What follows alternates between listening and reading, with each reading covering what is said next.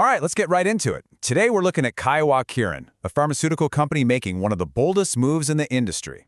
This is an independent analysis from HDIN Research, and it's a story of incredible success, a major setback, and, well, a mountain of cash.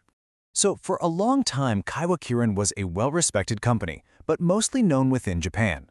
Their plan, Vision 2030, is way more than just a new slogan.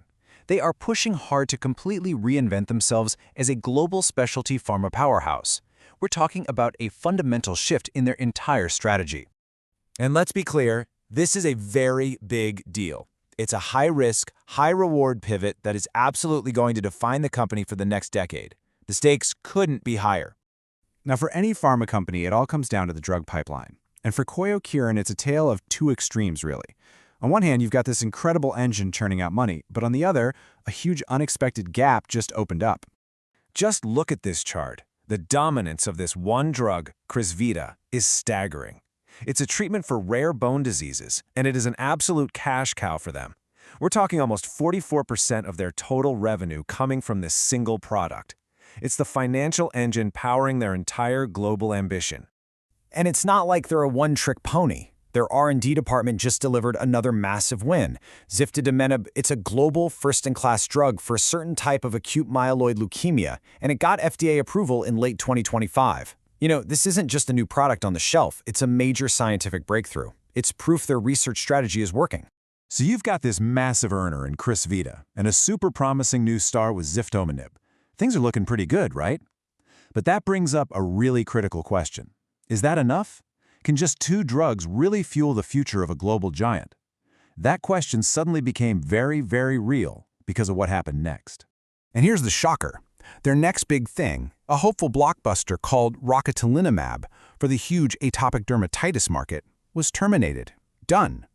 In March of 2026, they pulled the plug on all clinical trials.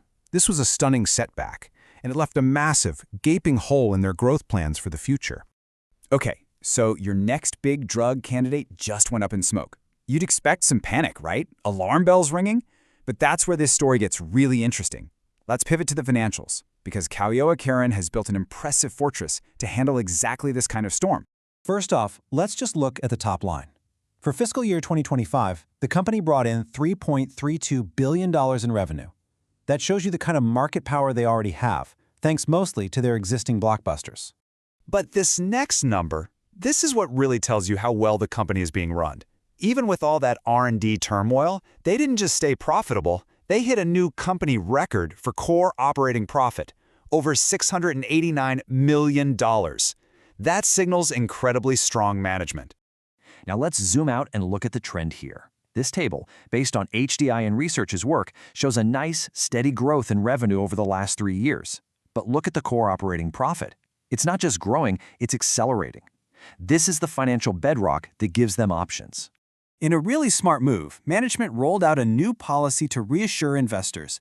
It basically guarantees a dividend on equity, or DOE, of over 4% and promises a progressive or rising dividend.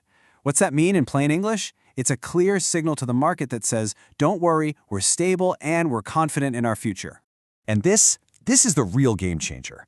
After everything, Kyowa Kirin is sitting on a surplus cash pile of nearly $1.5 billion.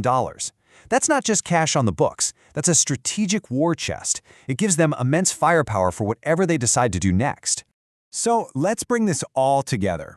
You have a serious gap in the pipeline, but you also have this incredible financial fortress. So what's the final verdict? What does this all mean? Here's the key takeaway from the HDIN Research analysis. The way to think about this is that 2026 is their repair year. The setback with the drug trial was real, absolutely. But the story's not over. Now the entire market is watching to see how they use that massive $1.47 billion war chest to fill that pipeline gap. And just so you know, this entire briefing was based on an independent analysis of company filings and strategic documents put together by the team at HDIN Research. You can find more of their work on their website. Which leaves us with the $1.5 billion question, doesn't it? To fill that void, are they going to bet on their own labs to produce another breakthrough discovery, or are they going to take that mountain of cash and go shopping to acquire their next blockbuster? Their answer is going to determine everything.